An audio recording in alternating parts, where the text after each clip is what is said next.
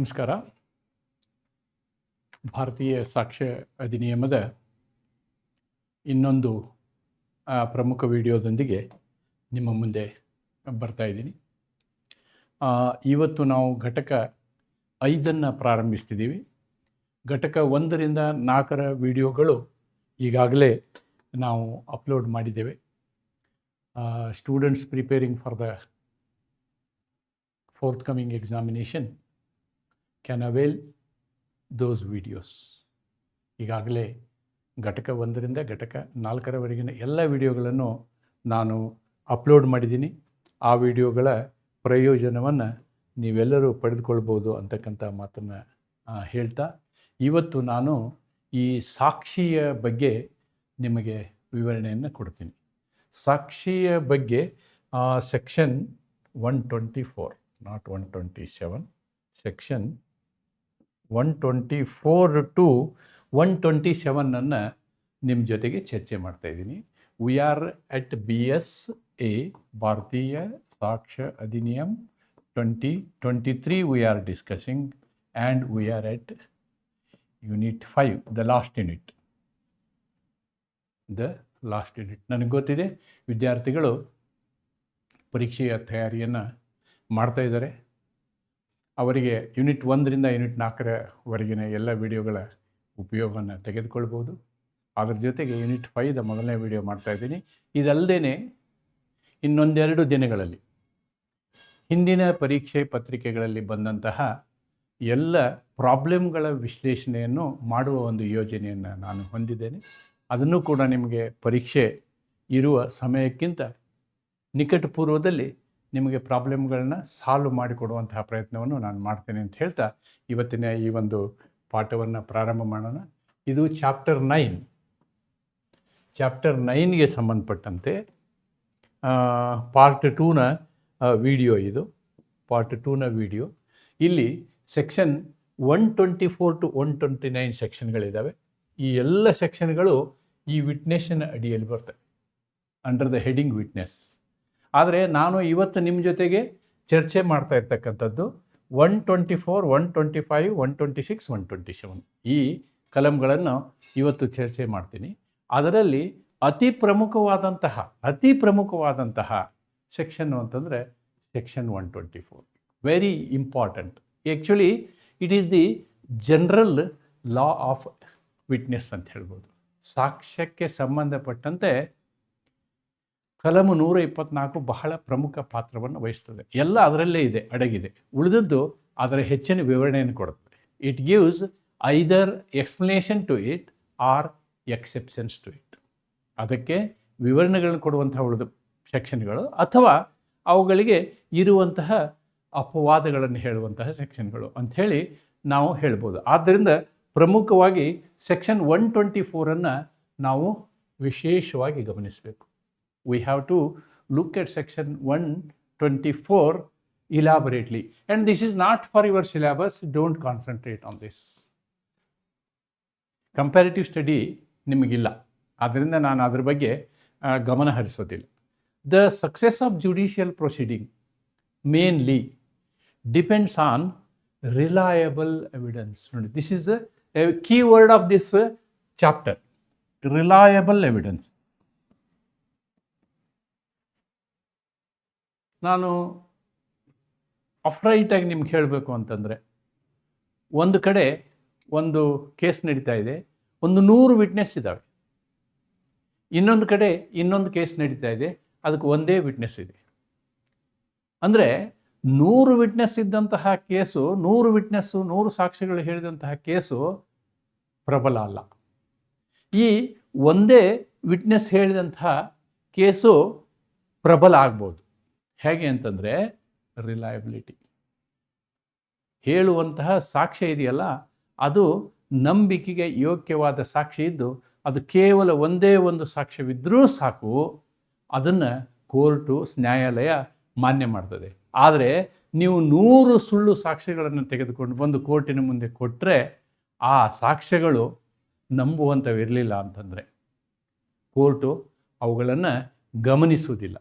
ಇತ್ತೀಚಿನ ದೆಹಲಿ ಸಿವಿಲ್ ನ್ಯಾಯಾಲಯ ಇದೆ, civil or E D court ಅಂತ ಹೇಳ್ಬೋದು ನಾವು. ನ್ಯಾಯಾಲಯದ ತೀರ್ಪನ್ನು ನಾವು ನೋಡಿದ್ದೀವಿ against Arvind Kejriwal, because the evidences and the witnesses provided were not liable to be believed. Without a trial case is discharge. ಆದ್ದರಿಂದ reliability of witness is very much important. ಒಂದು ಸಾಕ್ಷ್ಯ ಹೇಗಿರಬೇಕು?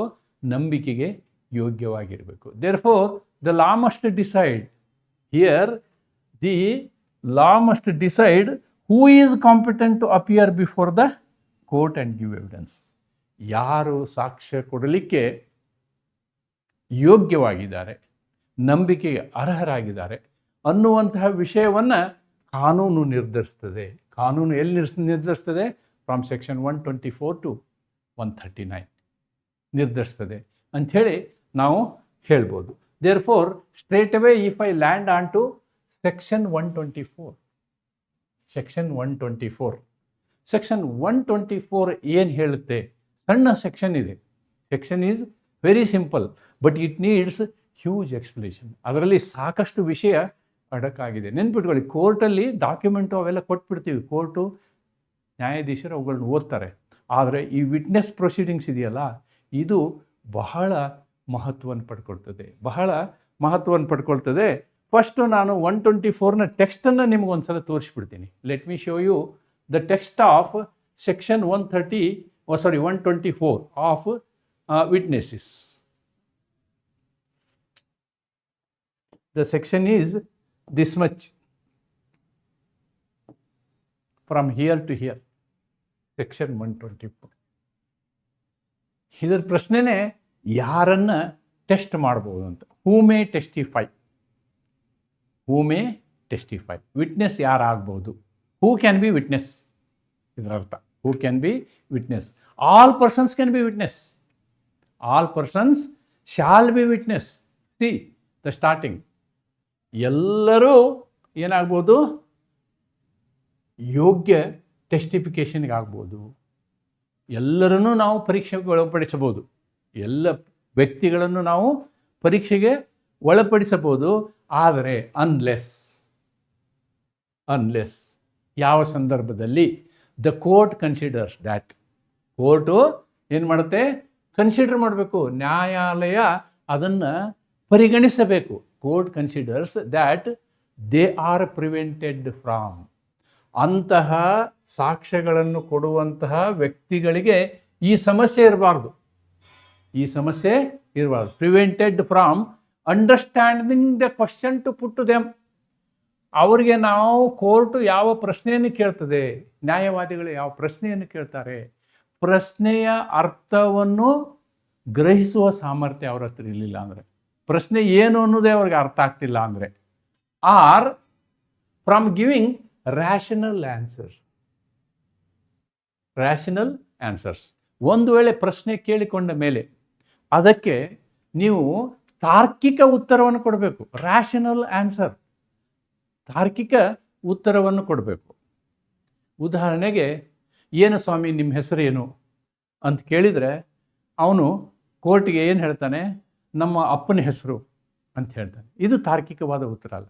ಅವನ ಕೋರ್ಟ್ಗೆ ನೀವು ಸಾಕ್ಷಿ ಹೇಳಲಿಕ್ಕೆ ಬಂದಿದ್ದೀರಿ ಅಂದರೆ, ಇಲ್ಲ ಸ್ವಾಮಿ ನಾನು ಕಾಫಿ ಕುಡಿಯಲಿಕ್ಕೆ ಬಂದಿದ್ದೀನಿ, ತಾರ್ಕಿಕ ಉತ್ತರ ಅಲ್ಲ. ಈ ರೀತಿಯಾದಂತಹ ವಿಷಯವನ್ನು ಕೋರ್ಟ್ ಏನು ಮಾಡ್ತದೆ? ಗಮನಿಸ್ತದೆ. Rational answers to those questions. ಆ ಪ್ರಶ್ನೆಗಳಿಗೆ ಪ್ರಶ್ನೆಯನ್ನು ಅರ್ಥ ಮಾಡಿಕೊಳ್ಳುವ, ಪ್ರಶ್ನೆಗೆ ತಾರ್ಕಿಕ ಉತ್ತರ ಕೊಡುವ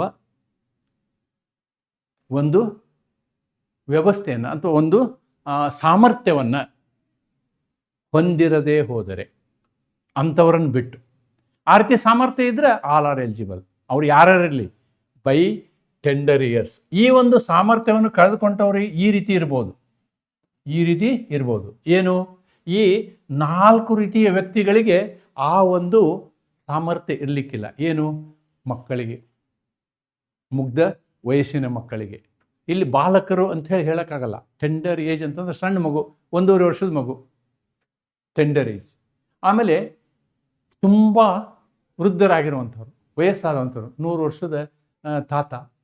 ಆಮೇಲೆ ಏನಾದರೂ ಅವರಿಗೆ ರೋಗಗಳಿದ್ದರೆ ಅಥವಾ ಮಾನಸಿಕ ರೋಗಗಳಿದ್ದರೆ, any other cause of the same kind, ಈ ರೀತಿಯಾದಂತಹ ಎಜುಸ್ಡೆಮ್ ಜನರಿಸ್ ಇದ್ದರೆ ಅಂಥವರನ್ನು ಹೊರತುಪಡಿಸಿ ಎಲ್ಲರೂ ಸಾಕ್ಷ್ಯವನ್ನು ಕೊಡ್ಬೋದು.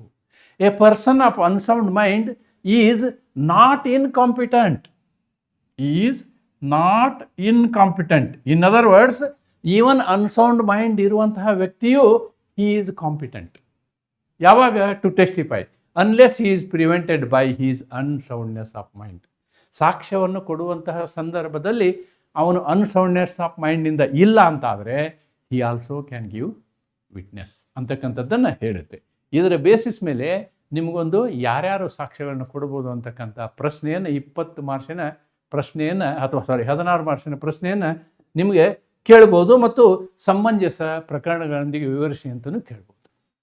ಆದ್ದರಿಂದ ಅಲ್ಲಿ ಏನು ಹೇಳಿದೆಯೋ ಅದೆಲ್ಲವನ್ನು ನಾನಿಲ್ಲಿ ಪಾಯಿಂಟ್ ವೈಸ್ ಮಾಡಿದ್ದೀನಿ. All persons shall be competent to testify unless court considers that they are prevented from. ಈ ಕಾರಣಗಳಿಂದ ಏನು, ಅವ್ರಿಗೆ ಪ್ರಶ್ನೆ ಅರ್ಥ ಆಗದೆ ಹೋದ ಸಂದರ್ಭದಲ್ಲಿ ಅಥವಾ ಅವರು ತಾರ್ಕಿಕ ಉತ್ತರವನ್ನು ಕೊಡದೆ ಹೋದ ಸಂದರ್ಭದಲ್ಲಿ, ಯಾವ ಕಾರಣಕ್ಕಾಗಿ ಅವರಿಗೆ ಈ ಯಾವುದೇ ಒಂದು ತೊಂದರೆ ಇರ್ಬೋದು, ಡೆಫಿಷಿಯನ್ಸಿ ಇರ್ಬೋದು.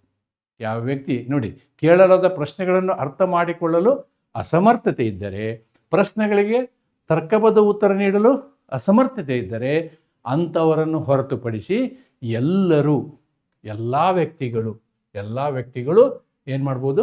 ಸಾಕ್ಷಿ ಹೇಳಲು ಅರ್ಹರು ಅನ್ನೋದನ್ನು ನಾವಿಲ್ಲಿ ಗಮನಿಸಬೇಕು. This is the meaning of section 124. ಭಾಳ ಕಷ್ಟ ಇಲ್ಲ ಇದನ್ನು ಅಂಡರ್ಸ್ಟ್ಯಾಂಡ್ ಮಾಡಿಕೊಳ್ಳೋದ್ರಲ್ಲಿ. Okay, competency rule, incompetency is exception, competency is the rule. Minor ಇದ್ದಾನೆ, ಅವ್ರಿಗೆ ವಿಟ್ನೆಸ್ ಕೊಡೋಕ್ಕೆ ಬರಲ್ಲ ಅಂಥೇಳಿ ನಾವು ಕಾಂಟ್ರಾಕ್ಟ್ ಆ್ಯಕ್ಟಲ್ಲಿ ಮಾಡ್ತೀವಲ್ಲ, ಹಂಗಿಲ್ಲ ಇಲ್ಲಿ. Minor also can give witness, unsound person also can give witness. Okay, but only thing while doing that they must be conscious ಅನ್ನೋದನ್ನು, the real test is the mental capacity to understand and answer. ಇದು ಬಹಳ ಪ್ರಮುಖವಾದಂತಹ ಅಂಶವನ್ನು ನಾವು 124ನಲ್ಲಿ ನೋಡ್ತೀವಿ. ಆಮೇಲೆ ಇಲ್ಲಿ ಯಾರ್ಯಾರು ಸಾಕ್ಷ್ಯವನ್ನು ಕೊಡ್ಬೋದು? Child witness possible, child witness is possible. A child is not automatically incompetent. Automatically ಅವನು ಚೈಲ್ಡ್ ಇದ್ದಾನೆ, ಅವನು ವಿಟ್ನೆಸ್ ಕೊಡೋಕ್ಕಾಗಲ್ಲ ಅಂತ ಹೇಳೋಕ್ಕಾಗಲ್ಲ. ಕೋರ್ಟ್ನಲ್ಲಿ ಒಂದು ಸಾಕ್ಷ್ಯವನ್ನು ತಗೋಬೇಕಾದ್ರೆ ನೀವೇನು ಮಾಡ್ತೀರಿ? ಪ್ರತಿಜ್ಞೆ ತಗೊಳ್ತೀರಿ, ಓತ್ ತಗೊಳ್ತೀರಿ. ನಾನು ಸತ್ಯವನ್ನೇ ಹೇಳುತ್ತೇನೆ, ಸತ್ಯವನ್ನಲ್ಲದೆ ಬೇರೆ ಏನನ್ನು ಹೇಳುವುದಿಲ್ಲ. ಈ ಓತನ್ನು ನಾವು ಮಕ್ಕಳಿಗೆ ಹೇಳಿಸೋದಿಲ್ಲ. This is not given to the child witness. Child witness ಬಂದಾಗ ಜಡ್ಜ್ ಏನು ಮಾಡ್ಬೋದು? ಜಡ್ಜ್ ಚೈಲ್ಡ್ಗೆ ಒಂದು ಚಾಕ್ಲೇಟ್ ಕೊಡ್ಬೋದು ಅಥವಾ ಕೇಳ್ಬೋದು, ಏನಪ್ಪ ಊಟ ಮಾಡಿದೀಯಾ, ಆಮೇಲೆ ಆಟ ಆಡಿದೆಯಾ, ಇವತ್ತು ಯಾಕೆ ಸ್ಕೂಲಿಗೆ ಹೋಗಲಿಲ್ಲ, first you will ask these questions. ಅವಕ್ಕೆಲ್ಲ ಸಮರ್ಥವಾದ ಉತ್ತರ ಕೊಟ್ಟುಬಿಟ್ರೆ ಆಮೇಲೆ the court will decide that he is a competent witness. The court must examine intelligence of the child, ability to understand the questions, ability to give truthful answers. ಇದ್ದರೆ then child is also eligible witness. Child is a eligible witness ಅನ್ನೋದನ್ನು ನೀವು ಗಮನಿಸಬೇಕು. S, ಅದಕ್ಕೆ ಸಂಬಂಧಪಟ್ಟಂತಹ ಒಂದು case law ಕೊಟ್ಟಿದ್ದೀನಿ, principal ಬರೆದಿದ್ದೀನಿ. ಇದರಲ್ಲಿ ಚೈಲ್ಡ್ ವಿಟ್ನೆಸ್ನ ತಗೊಂಡು ಏನು ಮಾಡ್ತಾರೆ? ಕನ್ವಿಕ್ಟ್ ಮಾಡ್ತಾರೆ. ಇದನ್ನು ಸುಪ್ರೀಂ ಕೋರ್ಟ್ನಲ್ಲಿ ಪ್ರಶ್ನೆ ಮಾಡಿದಾಗ ಸುಪ್ರೀಂ ಕೋರ್ಟ್ ಹೇಳುತ್ತೆ, ಆ ಮಗು ಪ್ರಶ್ನೆಗಳನ್ನು ಅರ್ಥ ಮಾಡಿಕೊಂಡು ತಾರ್ಕಿಕವಾದ ಉತ್ತರವನ್ನು ಕೊಡಲಿಕ್ಕೆ ಯೋಗ್ಯ ಇದ್ದರೆ ನಾವು ಚೈಲ್ಡ್ ವಿಟ್ನೆಸ್ಸನ್ನು ಕ್ಯಾನ್ಸಲ್ ಮಾಡೋಕ್ಕಾಗೋದಿಲ್ಲ ಅಂಥೇಳಿ ರಾಮೇಶ್ವರ್ ಪ್ರಕರಣದಲ್ಲಿ ಸ್ಟೇಟ್ ಆಫ್ ರಾಜಸ್ಥಾನ್ 1952ನಲ್ಲಿ ಹೇಳಿದ್ದಾರೆ. You can refer to this in child witness case. Another case, Dattu Ramrao Sakhare versus state of Maharashtra ಪ್ರಕರಣದಲ್ಲಿ ಏನು ಹೇಳ್ತಾರೆ? Relied upon if court is satisfied about the competency. ಅವನು ಕಾಂಪಿಟೆಂಟ್ ಇದ್ದಾನೆ. That point I have written it here.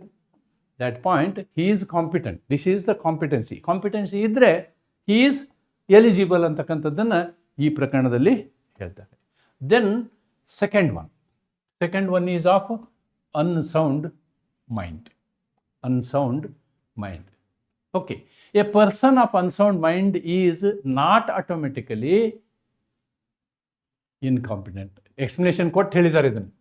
In the bare act there is an explanation about this. There is an explanation about this. Based on this it is given. Okay. So unsound mind ಪರ್ಸನ್ನು ಅವನು unsound ಇಲ್ಲದ ಸಮಯದಲ್ಲಿ ಏನು ಮಾಡ್ಬೋದು? Witness ಕೊಡ್ಬೋದು. He can also give witness. Then 3 deaf and dumb. Actually ಇದಕ್ಕೊಂದು special section ಇದೆ. Next section 125 is itself for this. ಆದ್ದರಿಂದ ಇದನ್ನು ಇಲ್ಲಿ ಸಂದರ್ಭಿಕವಾಗಿ ನಾನು ಇಲ್ಲಿ ಎಕ್ಸ್ಪ್ಲೇನ್ ಮಾಡ್ತೀನಿ. ಆದರೆ it has got A separate section 125 I suppose. ಇನ್ನೊಂದು ಸೆಕ್ಷನ್ ಇದೆ, ಅಲ್ಲಿ ವಿವರವಾಗಿ ನಾವು ಚರ್ಚೆ ಮಾಡ್ಬೋದು. ನೋಡಿ, ಒಬ್ಬ ಅಂಗವಿಕಲ ವ್ಯಕ್ತಿ ಅವನು ಡಂಬ್ ಇರ್ಬೋದು, ಫಿಸಿಕಲಿ ಡಿಸೇಬಲ್ಡ್ ಇರ್ಬೋದು. ಅವನು ಏನು ಮಾಡ್ಬೋದು? He can give witnesses by means of gesture, science, ಅಥವಾ ಬರೆದು ಕೊಡ್ಬೋದು, ಸಂಜ್ಞೆಗಳ ಮೂಲಕ ಹೇಳ್ಬೋದು. ಈ BNS ಅಲ್ಲಿ ಇದಕ್ಕೆ ವಿಶೇಷವಾದಂತಹ ಪ್ರಾವಧಾನವನ್ನು ಮಾಡಿದ್ದಾರೆ. ಹಿಂದಿರಲಿಲ್ಲ ಅದು. That is done. ಆ್ಯಂಡ್ ಡಮ್ ಅಂತಕ್ಕಂಥ ಶಬ್ದವನ್ನು ಅಲ್ಲಿ ಯೂಸ್ ಮಾಡಲಿಲ್ಲ, ಬೇರೆ ಶಬ್ದವನ್ನು ಯೂಸ್ ಮಾಡಿದ್ದಾರೆ. Let us see right. Section 125 same thing, ಅಲ್ಲಿಯೂ ಬರುತ್ತೆ. 124ಗೂ ನೀವು ಅದನ್ನು ಬರೀಬೋದು. But 125 ವಿಶೇಷವಾಗಿರ್ತಕ್ಕಂತಹ section. ನಾವು 124 ಎಕ್ಸ್ಪ್ಲೇನ್ ಮಾಡಿದ್ದೀನಿ. 124 ಏನು ಹೇಳುತ್ತೆ ಅಂತಂದರೆ, ಎಲ್ಲ ವ್ಯಕ್ತಿಗಳು ಸಾಕ್ಷ್ಯವನ್ನು ಕೊಡಲಿಕ್ಕೆ ಯೋಗ್ಯರು. ಆದರೆ ಆ ವ್ಯಕ್ತಿಗಳು ಏನಾಗಿರಬೇಕು? ಪ್ರಶ್ನೆಯನ್ನು ಅರ್ಥೈಸಿಕೊಳ್ಳುವಂತಹ ಅವರ ಹತ್ರ ಅಷ್ಟು ಜ್ಞಾನ ಇರಬೇಕು. ತರ್ಕಬದ್ಧವಾದ ಉತ್ತರವನ್ನು ಕೊಡುವ ಜ್ಞಾನವಿರಬೇಕು. ಇವೆರಡಿದ್ರೆ ಅಂತಹ ವ್ಯಕ್ತಿ he is eligible for giving witness ಅಂತೇಳಿ ಸೆಕ್ಷನ್ 124 ಹೇಳುತ್ತೆ. ಸೆಕ್ಷನ್ 125 ವಿಶೇಷವಾಗಿ unable to communicate verbally. Actually Indian evidence ಆ್ಯಕ್ಟ್ನಲ್ಲಿ ಡಂಬ್ ಅಂತಕ್ಕಂಥ ಶಬ್ದ ಯೂಸ್ ಮಾಡಿದರು. ಡಂಬ್ ಅಂತಕ್ಕಂತಹ ಶಬ್ದವನ್ನು ಯೂಸ್ ಮಾಡಿದರು. ಇಲ್ಲಿ ಡಂಬ್ ಅಂತಕ್ಕಂಥ ಶಬ್ದವನ್ನು ಯೂಸ್ ಮಾಡಲಿಲ್ಲ. ಇಂಡಿಯನ್ ಎವಿಡೆನ್ಸ್ ಆ್ಯಕ್ಟಲ್ಲಿ ಇದಿತ್ತು. ಅದರ ಬದಲು ನಾವು ಅನೇಬಲ್ ಟು ಕಮ್ಯುನಿಕೇಟ್ ಅಂತಕ್ಕಂಥ ಶಬ್ದವನ್ನು 125ನಲ್ಲಿ ಯೂಸ್ ಮಾಡಿದ್ದಾರೆ. 125 also you can see it here. It is also a very small section. 125 a witness unable to communicate verbally. ಬಾಯಿಯ ಮುಖಾಂತರ ಹೇಳಲು ಅಸಾಧ್ಯವಿರುವ ವ್ಯಕ್ತಿ. A witness who is unable to speak may give his evidence in any manner in which he can make it intelligible, ತಿಳಿಯುವ ಹಾಗೆ. Okay. By writing, ಬರಹದ ಮೂಲಕ. By science, ಸಂಜ್ಞೆಗಳ ಮೂಲಕ. But such writing must be return and science must be made in the open court. ಆ ಕೋರ್ಟ್ನಲ್ಲೇ ಬಂದು ಅವನು ಸೈನ್ಗಳನ್ನು ಹೇಳಬೇಕು. Sign ಮುಖಾಂತರ ವಿಟ್ನೆಸ್ ಕೊಡ್ಬೋದು, ಬರಹದ ಮುಖಾಂತರ ವಿಟ್ನೆಸ್ ಕೊಡ್ಬೋದು. ಆದಾಗಲೂ ನಾವು ಅದನ್ನೇನು ಮಾಡ್ತೀವಿ? ಮೌಖಿಕ ಸಾಕ್ಷ್ಯವೆಂದು ಕನ್ಸಿಡರ್ ಮಾಡ್ತೀವಿ. So given shall be deemed to be oral evidence. ಮೌಖಿಕ ಸಾಕ್ಷ್ಯವೆಂದು ಅದಕ್ಕೊಂದು ಪ್ರೊವಿಸೋ ಆ್ಯಡ್ ಮಾಡಿದ್ದಾರೆ. This is addition. This was not there in Indian evidence act. This is added. ಅವಶ್ಯಕತೆ ಬಿದ್ದರೆ ಏನು ಮಾಡ್ಬೋದು? ಸ್ಪೆಷಲ್ ಎಜುಕೇಷನ್, ಆ ಸೈನ್ ಲ್ಯಾಂಗ್ವೇಜಲ್ಲಿ ಸ್ಪೆಷಲ್ ಎಜುಕೇಷನ್ ಇದ್ದಂತಹ ವ್ಯಕ್ತಿಯನ್ನು ಅಥವಾ ಇಂಟರ್ಪ್ರಿಟರನ್ನು ಕೋರ್ಟು ಅಪಾಯಿಂಟ್ ಮಾಡ್ಬೋದು. ಅವರ ಮುಖಾಂತರ ಸಾಕ್ಷ್ಯವನ್ನು ತೆಗೆದುಕೊಳ್ಬೋದು. ಇದರರ್ಥ ಮಾತನಾಡಲು ಭಾರತ ವ್ಯಕ್ತಿಯನ್ನು ಕೂಡ ನಾವೇನು ಮಾಡ್ತೀವಿ? ಕಾಂಪಿಟೆಂಟ್ ವಿಟ್ನೆಸ್ ಅಂತ ತಗೊಳ್ತೀವಿ. He is also competent witness ಅನ್ನೋದನ್ನು ನಾವಿಲ್ಲಿ ಗಮನಿಸಬೇಕು. The same thing I have written here. ಮಾತನಾಡಲು ಸಾಧ್ಯ ಇಲ್ಲದ ವ್ಯಕ್ತಿಗೂ inability to speak is not inability to testify. ಮಾತಾಡೋಕ್ಕೆ ಬರೋದಿಲ್ಲ ಅನ್ನೋ ಒಂದೇ ಕಾರಣಕ್ಕಿಂತ ನಾನು ನನ್ನನ್ನು ಅಸಮರ್ಥತೆ, ಸಾಕ್ಷ್ಯ ಹೇಳಲು ಅಸಮರ್ಥ ಎಂದು ಗಮನಿಸಲು ಆಗುವುದಿಲ್ಲ ಅಂತಕ್ಕಂಥ ತತ್ವ ಇದು. Right. Therefore a witness who is unable to speak but writing must be written in the open court, science must be in the open court. Such evidence is treated as oral evidence. Yes. The new provision, new addition in BSA ಹೇಳಿದ್ನಲ್ಲ ನಾನು, ಆದರೆ ಪ್ರೊವಿಸೋ ಕೊಟ್ಟಿದ್ದಾರಲ್ಲ, that I have written it here. ಇದ್ರ ಮೇಲೆ ಒಂದು case ಲಾನು ನೀವು ಬೇಕಂದ್ರೆ ಬರೀಬೋದು. You can write the case law here. This is the case law pertaining to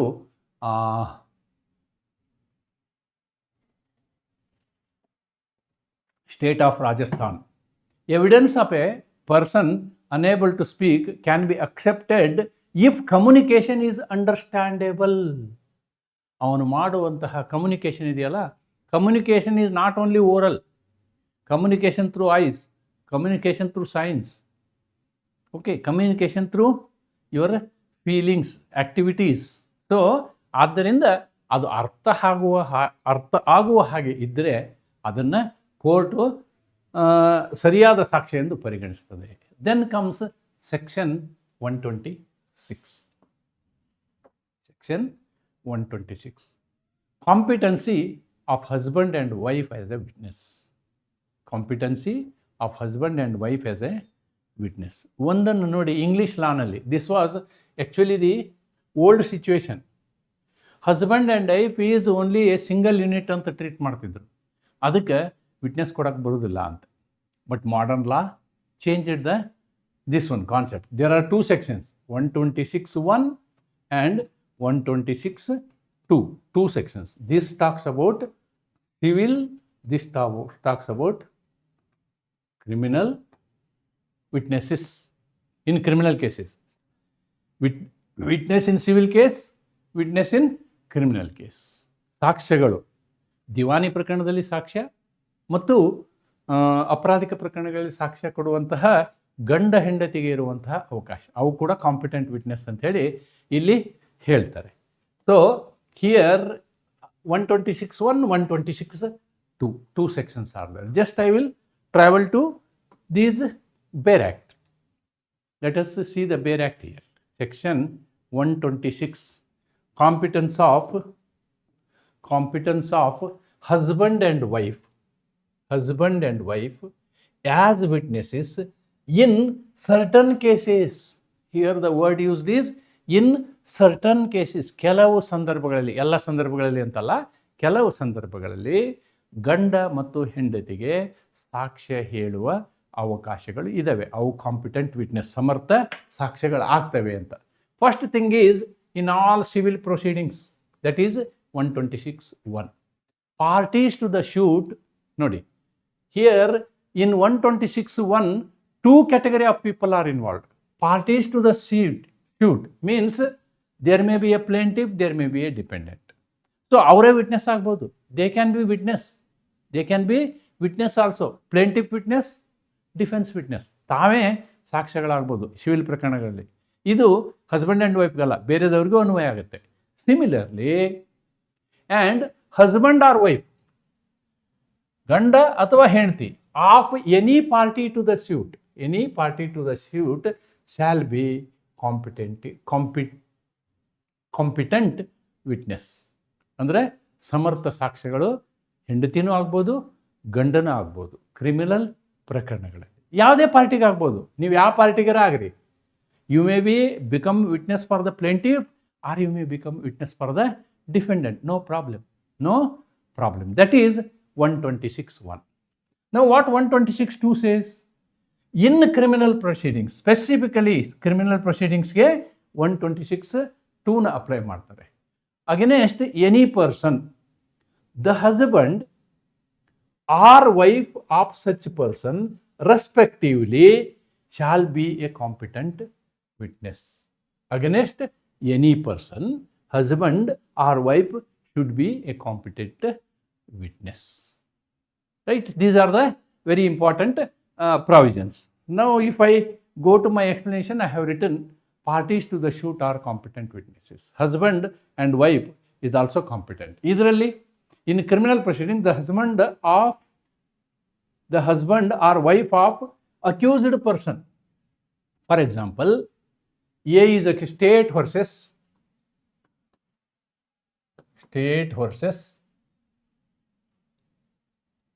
Suma. Now, Suma's husband can be witness. Against Suma or against the state. No problem. Against Suma or against the state. Similarly, state versus Sridhar. So here wife of Sridhar can be witness against the state also or witness against the Sridhar also. There is no bar, right? Shyam Singh versus Shalwani Ghosh. The spouse is competent to give witness where law permits. Law permits in 126(2) of BSA. ಆದ್ದರಿಂದ witness ಕೊಡ್ಬೋದು 1947ನಲ್ಲಿ ಆದಂತಹ ಪ್ರಕರಣ. So ಇಲ್ಲಿ ಗಂಡ ಮತ್ತು ಹೆಂಡತಿ ಇಬ್ಬರಿಗೂ ಸಾಕ್ಷ್ಯ ಕೊಡುವಂತಹ ಅಧಿಕಾರ ಇದೆ ಅನ್ನೋದನ್ನು ಅಥವಾ ಹಕ್ಕು ಇದೆ ಅನ್ನೋದನ್ನು ನಾವಿಲ್ಲಿ ಏನು ಮಾಡ್ತೀವಿ, ಈ ಸೆಕ್ಷನಲ್ಲಿ ನೋಡ್ತೀವಿ. Then I have used certain words. One is competency and another is credibility. And both are important for evidence. Both are very important ingredients. Competency also, credibility also. Competency ಪ್ರಶ್ನೆಯಲ್ಲಿ ಬರುತ್ತೆ, ಆ ವ್ಯಕ್ತಿಗೆ ಪ್ರಶ್ನೆನೇ ಅರ್ಥ ಆಗಲ್ಲ ಅಥವಾ ಪ್ರಶ್ನೆ ಅರ್ಥ ಆದರೂ ಸರಿಯಾದ ತಾರ್ಕಿಕ ಉತ್ತರ ಹೇಳಕ್ಕೆ ಬರೋದಿಲ್ಲ ಅಂದರೆ ಅವನಿಗೆ ಕಾಂಪಿಟೆನ್ಸಿ ಇಲ್ಲ ಅಂತ. What is credibility? Credibility question comes, ಆ ವ್ಯಕ್ತಿ ಹೇಳುವಂತಹ ವ್ಯಕ್ತಿ ನಿಜವನ್ನು ಹೇಳ್ತಾ ಇದ್ದಾನೆಯೇ, ಸೂಕ್ತವಾದ ವ್ಯಕ್ತಿಯೇ ಅಂತಕ್ಕಂಥದ್ದು. Therefore ability to give evidence is competency. ಆಮೇಲೆ ಈ ಕಾಂಪಿಟೆನ್ಸಿನ ನಾವೇನು ಮಾಡ್ತೀವಿ, ಮೊದಲೇ ಡಿಸೈಡ್ ಮಾಡ್ತೀವಿ. Decided before examination. ಅವನು ಕಟಕಟೆಗೆ ಬಂದ ಕೂಡಲೇ ನಿಜವಾದ ಸಾಕ್ಷಿ ಹೇಳೋದಕ್ಕಿಂತ ಮೊದಲು ಅವನು ಕಾಂಪಿಟೆಂಟ್ ಇದಾನೋ ಇಲ್ಲ ಅಂತ ನಾವು ನೋಡ್ತೀವಿ. ಹೇಗೆ, ಆ ವ್ಯಕ್ತಿಗೆ ಮಗು ಬಂದಿದೆ ಅಂತ ಇಟ್ಕೊಳ್ಳಿ, ಮಗುಗೆ ಪ್ರಶ್ನೆ ಕೇಳ್ತೀವಿ, ಏನಪ್ಪ ನಿನ್ನ ಹೆಸರು, ಆಮೇಲೆ ತಿಂಡಿ ತಿಂದ, ಊಟ ಮಾಡಿದ, ಸ್ಕೂಲ್ಗೆ ಹೋಗಿದ್ದ, ಇವಕ್ಕೆಲ್ಲ ಅವನು ಸರಿಯಾಗಿ ಲಾಜಿಕಲಾಗಿ ಉತ್ತರ ಕೊಟ್ಟಂದರೆ that is tested before. Competency, ಅವನ ಅರ್ಹತೆಯನ್ನು ನೋಡ್ತೀವಿ. ಅದೇ ಕ್ರೆಡಿಬಿಲಿಟಿನ ಯಾವಾಗ ನೋಡ್ತೀವಿ, ಅವನು ವಿಟ್ನೆಸ್ ಕೊಟ್ಟಾಗುತ್ತೆ, ವಿಟ್ನೆಸ್ಸನ್ನು ಕೊಟ್ಟಾಗುತ್ತೆ, he is deposed, examined, cross examined, everything is over. ಆಮೇಲೆ ಕೋರ್ಟು ಅವನು ಕೊಟ್ಟಂತಹ ವಿಟ್ನೆಸ್ ಸರಿ ಇದೆಯಲ್ಲೋ ಅಂತ ನೋಡ್ತೀವಿ. ನಾವು CPCನಲ್ಲಿ ನೋಡಿದ್ದೀವಿ ಇದನ್ನ, whether that person is trustworthy for witness, ಅಥವಾ ಅವನು ಸುಮ್ಮನೆ ಟ್ಯೂಟರ್ಡ್ ವಿಟ್ನೆಸ್ ಇರ್ಬೋದು, ಅಥವಾ ದುಡ್ಡು ಕೊಟ್ಟು ಯಾರೋ ಸಾಕ್ಷಿ ಮಾಡಿಸಿರ್ಬೋದು. ಅದನ್ನು ನಾವೇನು ಹೇಳ್ತೀವಿ, ನಂಬಿಗಸ್ತಿಕೆ, ಕ್ರೆಡಿಬಿಲಿಟಿ, ಇವೆರಡೂ ಕೂಡ ನಮ್ಮ ಎವಿಡೆನ್ಸ್ ಆ್ಯಕ್ಟಲ್ಲಿ ಬಹಳ ಮಹತ್ವವನ್ನು ಪಡ್ಕೊಡ್ತೇವೆ. ಸೆಕ್ಷನ್ 124 ಪ್ರಕಾರ ಇವೆರಡನ್ನೂ ನಾವು ಗಮನಿಸಿ ಸಾಕ್ಷ್ಯವನ್ನು ತೆಗೆದುಕೊಳ್ತೀವಿ. Then section 127, this is again another very interesting thing, very interesting. Talks about judges. ನ್ಯಾಯಮೂರ್ತಿಗಳು ಸಾಕ್ಷಿ ಆಗ್ಬೋದಾ? ನಿನ್ನೆ ಸುಪ್ರೀಂ ಕೋರ್ಟಲ್ಲಿ ಮೊನ್ನೆ ವಿಚಾರಣೆ ನಡೆದಂಥ, ವಿಶ್ವನಾಥನ್ ಅವರ ಪೀಠದಲ್ಲಿ ವಿಚಾರಣೆ ನಡೆದಂಥ ಸಂದರ್ಭದಲ್ಲಿ ಒಬ್ಬ ವ್ಯಕ್ತಿ, ಪಾರ್ಟಿ ಇನ್ ಪರ್ಸನ್ ಬಂದುಬಿಟ್ಟು ಅವನು ಜಡ್ಜ್ಗೆ ಹೇಳ್ತಾನೆ, ಜಡ್ಜ್ಗೆ he is dictating the judgement. ಅಷ್ಟೇ ಅಲ್ಲ, ತನ್ನ ಡಿಕ್ಟೇಷನ್ ಆದ ತಕ್ಷಣ ಕೈಯಲ್ಲಿದ್ದಂಥ ಫೈಲನ್ನು ಹಿಂಗೆ ತೂರಿ ಜಡ್ಜಿಗೆ ಬೈತಾನೆ. This is one incident. ನಾನು ಯಾಕೆ ಅದನ್ನು ಇಲ್ಲಿ ಹೇಳ್ತೀನಿ ಅಂದರೆ ಇಲ್ಲಿ ಉಪಯೋಗ ಆಗುತ್ತೆ, ಅದಕ್ಕೆ ಆ ಒಂದು ಎಕ್ಸಾಂಪಲನ್ನು ನಿಮ್ಮ ಮುಂದೆ ಹೇಳಿದ್ದೀನಿ, ರೈಟ್?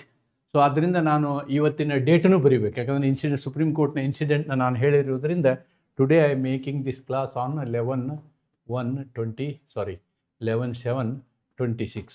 ಈ 2-3 ದಿನದ ಹಿಂದೆ ಈ ಪ್ರಕರಣ ನಡೆದಿರೋದು. ದೇರ್ಫೋರ್ ಈ 127 ನೋಡೋಣ. ಈಗ ಏನು ಹೇಳುತ್ತೆ 127? ರೂಲ್ ಅಂಡರ್ 127, ನ್ಯಾಯಾಧೀಶರು ಮತ್ತು ಮ್ಯಾಜಿಸ್ಟ್ರೇಟರು. ಒಂದನ್ನು ಹೇಳಿಬಿಡ್ತೀನಿ, autonomy of the judge is very important, freedom of the judge is very important. Freedom of the judge is very important.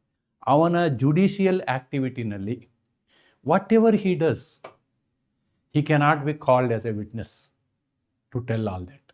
Whatever is happening in his judgment, the only remedy available to the party is appeal. ಬೇರೆ ಏನೂ ಇಲ್ಲ. ಆದ್ದರಿಂದ ಆ ಸ್ವಾಯತ್ತತೆ ಇಲ್ಲದೆ ಹೋದರೆ ಜಡ್ಜ್ಗಳ ಜೀವನ ನರಕ ಆಗ್ಬೋದಿತ್ತು. ಆದ್ದರಿಂದ that privilege is given here. That privilege is no judge or magistrate. ನೋಡಿ, ಯಾವುದೇ ನ್ಯಾಯಾಧೀಶರು ಅಥವಾ ಮ್ಯಾಜಿಸ್ಟ್ರೇಟ್ಗೆ ನಾವೇನು ಮಾಡ್ಬೋದು, ಕಂಪೆಲ್ ಮಾಡೋಕ್ಕಾಗಲ್ಲ, ಒತ್ತಾಯ ಮಾಡೋಕ್ಕಾಗಲ್ಲ, ಗಿವ್ ವಿಟ್ನೆಸ್ ಅಂತ ಹೇಳೋಕ್ಕಾಗಲ್ಲ. ಯಾವುದ್ರ ಬಗ್ಗೆ? ಆ ಒಂದು ನ್ಯಾಯಿಕ ಪ್ರಕ್ರಿಯೆಯಲ್ಲಿ ಅವರ ನಡತೆಯ ಬಗ್ಗೆ. What is his conduct, how he behaves, how he talks, how he discusses, ಇದರ ಬಗ್ಗೆ. ಆಮೇಲೆ ನೀವು ಅವನ್ನ ಸಾಕ್ಷ್ಯವಾಗಿ ಕರೆಯೋಕ್ಕಾಗಲ್ಲ, ಓಕೆ, ನ್ಯಾಯಮೂರ್ತಿಗಳಿಗೆ. Anything which come to his knowledge while acting judicially. ಮತ್ತು ಆ ಜುಡಿಷಿಯಲ್ ಆ್ಯಕ್ಟಿವಿಟಿ ಮಾಡುವಂತಹ ಸಂದರ್ಭದಲ್ಲಿ ಎಷ್ಟೋ ಸಂದರ್ಭದಲ್ಲಿ ಏನಾಗುತ್ತೆ, ಸೀಲ್ಡ್ ಕವರ್ ಕೊಡ್ತಾರೆ. ಆ ವಿಷಯ ಅವರಿಗೆ ಗೊತ್ತಿರುತ್ತೆ. ಆ ವಿಷಯದ ಬಗ್ಗೆಯೂ ಅವರು ಸಾಕ್ಷ್ಯ ಹೇಳುವ ಅವಶ್ಯಕತೆ ಇಲ್ಲ. ತಮಗೆ ಇನ್ವೆಸ್ಟಿಗೇಷನ್ ಸಂದರ್ಭದಲ್ಲಿ ಏನು ಮಾಹಿತಿ ಇರ್ತದೆ ಆ ಮಾಹಿತಿಯ ಬಗ್ಗೆ ಸಾಕ್ಷ್ಯ ಕೊಡುವಂಥ ಟ್ರಯಲ್ ಸಂದರ್ಭದಲ್ಲಿ, ಇನ್ವೆಸ್ಟಿಗೇಷನ್ ಅಂದರೆ ತಪ್ಪಾಗ್ತದೆ, ಟ್ರಯಲ್ ಮಾಡುವ ನ್ಯಾಯಿಕ ಪ್ರಕ್ರಿಯೆ ಮಾಡುವಂಥ ಸಂದರ್ಭದಲ್ಲಿ ಅವ್ರಿಗೆ ಯಾವುದೇ ವಿಷಯ ತಿಳಿದಿದ್ದರೂ ಆ ತಿಳಿದಂಥ ವಿಷಯ ಹೇಳು ಅಂಥೇಳಿ ಒತ್ತಾಯ ಮಾಡಲಿಕ್ಕಾಗೋದಿಲ್ಲ. ಒಂದು ವೇಳೆ ಹಂಗೆ ಮಾಡಲೇಬೇಕು ಅಂತಂದರೆ superior court should give such order. District ಕೋರ್ಟ್ಗೆ ಹೈಕೋರ್ಟು ಅಥವಾ ಲೋಯರ್ ಕೋರ್ಟ್ಗೆ ಡಿಸ್ಟ್ರಿಕ್ಟ್ ಕೋರ್ಟು ಡೈರೆಕ್ಷನ್ಸ್ ಕೊಟ್ಟರೆ ಮಾತ್ರ ಅವರು ವಿಟ್ನೆಸ್ ಆಗ್ತಾರೆ, ಅದರ್ವೈಸ್ ಆಗೋದಿಲ್ಲ. ಅದಕ್ಕೆ ದ ಅಬ್ಜೆಕ್ಟಿವ್ಸ್ ದಿಸ್ ಇಂದ ಹೇಳಿದೆ ನಾನು, independent and dignity of the judicial officers. ಆ ಉದ್ದೇಶಕ್ಕೋಸ್ಕರ ಇದನ್ನು ಕೊಡಲಿಕ್ಕೆ ಆಗೋದಿಲ್ಲ. So that is the important thing. Exception, ಇದಕ್ಕೆ ಅಪವಾದ. ಎಲ್ಲ ಸಂದರ್ಭದಲ್ಲೂ ಅವರು ವಿಟ್ನೆಸ್ ಆಗಂಗಿಲ್ವಾ? No, the answer is no. There are certain exceptions. A judge or magistrate may be examined regarding other facts which happened in his presence. ನೋಡಿ, ನಾನು ಹೇಳಿದ್ನಲ್ಲ supreme ಕೋರ್ಟ್ನ ಪ್ರಕರಣವನ್ನು, ಮೊನ್ನೆಯ ಪ್ರಕರಣದಲ್ಲಿ ಬಂದಂತಹ ಪ್ರಕರಣದ ವಿಚಾರಣೆ ಬೇರೆ ಇತ್ತು, ಆದರೆ ಆ ವ್ಯಕ್ತಿ ಅಲ್ಲಿ ಬಿಹೇವ್ ಮಾಡಿದಾನಲ್ವಾ, ಅದು it is A separate matter. ಅಂಥ ವಿಷಯದ ಬಗ್ಗೆ ಸಾಕ್ಷ್ಯ ಕೊಡ್ಬೋದು. ಹೌದು, ಅವನು ಫೈಲ್ನ ಹಿಂಗೆ ತೂರ್ದ ಅಂಥೇಳಿ ಆನರೇಬಲ್ ಜಸ್ಟಿಸ್ ವಿಶ್ವನಾಥ್ ಅವರು ಮತ್ತೊಂದು ಕೋರ್ಟಿನ ಮುಂದೆ ಹೇಳಿಕೆಯನ್ನು ಕೊಡ್ಬೋದು. That possibility is there, but not what is happened in that specific proceeding. ಯಾವ ನ್ಯಾಯಿಕ ಪ್ರಕ್ರಿಯೆಯನ್ನು ಮಾಡ್ತಾ ಇರ್ತಾರೋ ಆ ವಿಷಯಕ್ಕೆ ಸಂಬಂಧಪಟ್ಟಂತೆ ಅವರ ನಡತೆಗಾಗಲಿ, ಅವರಿಗೆ ಅವರ ಜ್ಞಾನಕ್ಕೆ ಬಂದಂತಹ ಯಾವುದೇ ವಿಷಯಕ್ಕಾಗಲಿ ನೀನು ಸಾಕ್ಷ್ಯ ಕೊಡು ಅಂಥೇಳಿ ಆ ನ್ಯಾಯಮೂರ್ತಿಯ ಮೇಲೆ ಒತ್ತಾಯವನ್ನು ತರಲು ಸಾಧ್ಯವಿಲ್ಲ. ಆದರೆ ಇತರೆ ಘಟನೆಗಳು, ಬೇರೆ ಘಟನೆಗಳು ಏನಾದ್ರು ನಡೆದಿದ್ದರೆ ಅಂಥ ಘಟನೆಗಳ ಬಗ್ಗೆ ಈಗ ನೋಡಿ, ಇಲ್ಲಿ ಇಲಸ್ಟ್ರೇಷನ್ ಒಂದಿದೆ. A sessions court accused. ಇದಕ್ಕಿಂತ ನಾನು ಆ ಸೆಕ್ಷನ್ನಲ್ಲಿರ್ತಕ್ಕಂತಹ ಕಾನ್ಸೆಪ್ಟ್ಗಳನ್ನು ಇಲ್ಲೇ ಹೇಳಿಬಿಡ್ತೀನಿ. I will tell you it here only. That is better. Okay, I will take the case here only. ಇದನ್ನು ಎಕ್ಸ್ಪ್ಲೇನ್ ಮಾಡಿದ್ದೀನಿ, ಇದೇನು ಇನ್ನು ಎಕ್ಸ್ಪ್ಲೇನ್ ಮಾಡೋದು ಬೇಡ. ಇಲಸ್ಟ್ರೇಷನ್ ಎಕ್ಸ್ಪ್ಲೇನ್ ಮಾಡಿಬಿಟ್ರೆ ನಿಮ್ಗೆ ಪೂರ್ತಿ ಅರ್ಥ ಆಗುತ್ತೆ. I will try to explain the illustrations. That is very important. ಅದೇ ಇಲಸ್ಟ್ರೇಷನ್ನ ಅಲ್ಲಿ ಬರ್ದಿದ್ದು ನಾವು. ಇಲಸ್ಟ್ರೇಷನ್ ಇದರಲ್ಲಿ A on his trial before the court of session. ಇಲ್ಲಿ ಎ ಈಸ್ ಅಕ್ಯೂಸ್ಡ್. ಎಲ್ಲಿ ಅಕ್ಯೂಸ್ಡ್? ಇವನು ಟ್ರಯಲ್ ಕೋರ್ಟಲ್ಲಿ, ಸೆಷನ್ಸ್ ಕೋರ್ಟಲ್ಲಿ, court of session says that deposition was improperly taken by B. B is the judge. ಇಲ್ಲಿ ಇವನೇನು ಹೇಳ್ತಾನೆ, judge ಸಾಹೇಬರು ನನ್ನ ಸಾಕ್ಷ್ಯವನ್ನು ಬರೆಯುವಂತಹ ಸಂದರ್ಭದಲ್ಲಿ, ನನ್ನ ಹೇಳಿಕೆಗಳನ್ನು ಬರೆಯುವಂತಹ ಸಂದರ್ಭದಲ್ಲಿ ಸರಿಯಾಗಿ ಬರೆದಿಲ್ಲ ಅನ್ನುವಂತಹ ಆಪಾದನೆಯನ್ನು ಮಾಡ್ತಾನೆ.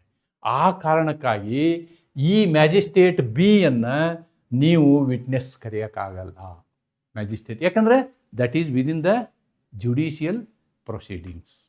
B cannot be compelled to answer questions as to this except upon the special order of a superior court. ಮೇಲಿನ ಹಂತದ ನ್ಯಾಯಾಲಯದ ಆದೇಶ ಇಲ್ಲದ ಹೊರತು ಆ ನ್ಯಾಯಮೂರ್ತಿಗಳು ಆ ರೀತಿಯಾಗಿ ಅವನಿಗೆ ಸಂಬಂಧಪಟ್ಟಂತಹ ನ್ಯಾಯಿಕ ಪ್ರಕ್ರಿಯೆಗೆ ಸಂಬಂಧಪಟ್ಟಂತಹ ಸಂದರ್ಭದಲ್ಲಿ ಯಾವುದೇ ಕಾರಣಕ್ಕೂ ಅವನು ಸಾಕ್ಷ್ಯ ಕೊಡುವಂಥ ಅವಶ್ಯಕತೆ ಇಲ್ಲ. Point number 1. Point number 2, here there is another illustration. A is accused before the court of session having given a false evidence before B. A magistrate, B cannot be asked what A said except upon the special order of the superior. ಎರಡನೇ ಕೋರ್ಟಲ್ಲಿಯೂ ಅಷ್ಟೇ. ಇಲ್ಲಿ A is accused before the court of session having given a false evidence before B. ಅವನು false evidence ಏನು ಕೊಟ್ಟಾನ ಅಂಥೇಳಿ ನೀವು ಜಡ್ಜಿ ಕೇಳೋಕ್ಕಾಗಲ್ಲ. You can not ask. Judge will decide and determine the fact. ಅದನ್ನು ಮತ್ತೆ ಜಡ್ಜ್ನ ಕರ್ಕೊಂಬಂದು ಅವ್ನು ತಪ್ಪು ಹೇಳಿದ್ದಾನೆ ಅಂಥೇಳಿ ನೀವು ಸಾಕ್ಷ್ಯ ಕೊಡಿ ಅಂಥೇಳಿ ಮತ್ತೊಂದು ಕೋರ್ಟ್ ಮುಂದೆ ಅಥವಾ ಅದೇ ಕೋರ್ಟ್ ಮುಂದೆ ವಿವರಣೆ ಕೊಡಿ ಅಂಥೇಳಿ ಯಾರು ಜಡ್ಜಿನ ಕೇಳಲಿಕ್ಕೆ ಆಗೋದಿಲ್ಲ. ಅಥವಾ ಜಡ್ಜನ್ನು ಸಾಕ್ಷ್ಯವಾಗಿ ಪರಿಗಣಿಸಲಿಕ್ಕೆ ಆಗೋದಿಲ್ಲ. ಆದರೆ ಮೂರನೇ ಪ್ರಕರಣ ನೋಡಿ, ಮೂರನೇ illustration. A is accused before the court of session of attempting to murder a police officer whilst on his trial before B. ಮೂರನೇ ಸಂದರ್ಭದಲ್ಲಿ ಏನಾಗುತ್ತೆ ಅಂತಂದರೆ, ಕೋರ್ಟಿನಲ್ಲಿ ನಾನು ಹೇಳಿದ ವಿಶ್ವನಾಥನ್ ಕೋರ್ಟಿನ ಪ್ರಕರಣ ಹೇಳಿದ್ನಲ್ಲ, ಸೇಮ್ ಆನರೇಬಲ್ ವಿಶ್ವನಾಥ್ ಅವರ ಕೋರ್ಟ್ನಲ್ಲಿ ನಡೆದಂಥ ಘಟನೆಗೂ ಈ ಘಟನೆಯೂ ಸೇಮ್, ಆಲ್ಮೋಸ್ಟ್ ಸೇಮ್ ಇದೆ. ಇಲ್ಲೇನಾಗುತ್ತೆ ಅಂತಂದರೆ, ಅಕ್ಯೂಸ್ಡ್ ಪರ್ಸನ್ನು ಕೋರ್ಟ್ನಲ್ಲಿ ನ್ಯಾಯಿಕ ವಿಚಾರಣೆ ನಡೀತಾ ಇರುವಾಗ ಪೊಲೀಸ್ ಆಫೀಸರ್ನ ಮರ್ಡರ್ ಮಾಡೋಕ್ಕೆ ಪ್ರಯತ್ನ ಮಾಡ್ತಾರೆ. ಸೊ ಈ ಪೊಲೀಸ್ ಆಫೀಸರನ್ನು ಮರ್ಡರ್ ಮಾಡ್ತಕ್ಕಂತಹ ಪ್ರಯತ್ನ, ಅಟೆಂಪ್ಟ್ ಟು ಮರ್ಡರ್ ಇದೆಯಲ್ಲ, ಇದೊಂದು ಹೊಸ ಅಪರಾಧ. This is a new crime. ಆದ್ದರಿಂದ ಇದು ನ್ಯಾಯಿಕ ಪ್ರಕ್ರಿಯೆಗೆ ಸಂಬಂಧ ಇಲ್ಲ. ಅದನ್ನು ಜಡ್ಜ್ ನೋಡಿರ್ತಾರೆ.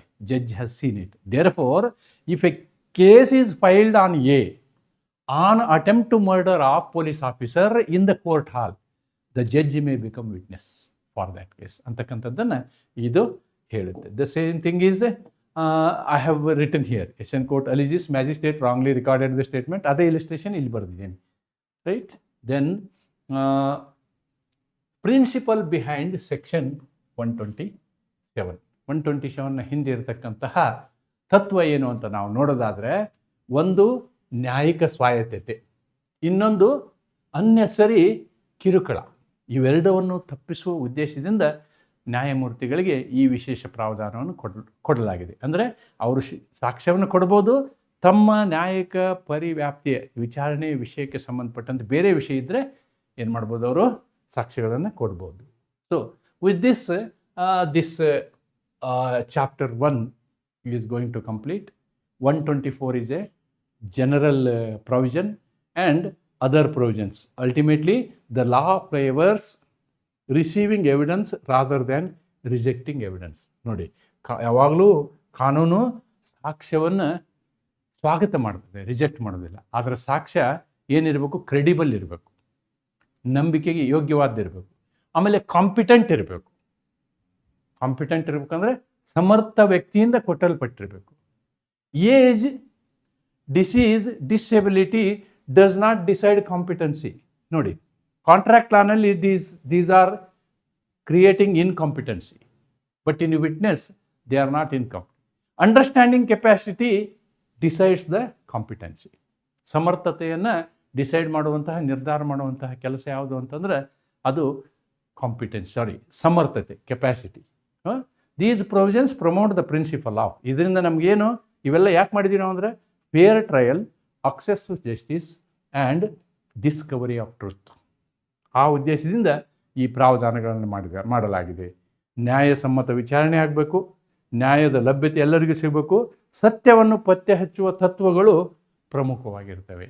ಈ ಆಧಾರದಲ್ಲಿ ನಮ್ಮ ಈ ಎವಿಡೆನ್ಸ್ ಆ್ಯಕ್ಟು ಸಾಕ್ಷ್ಯದ ಒಂದು ತತ್ವ, ಸಾಕ್ಷ್ಯದ ಒಂದು ಪ್ರಿನ್ಸಿಪಲ್ ನಿಂತಿದೆ ಅಂತಕ್ಕಂಥದ್ದನ್ನು ನಾವು ಇಲ್ಲಿ ಗಮನಿಸಬಹುದು.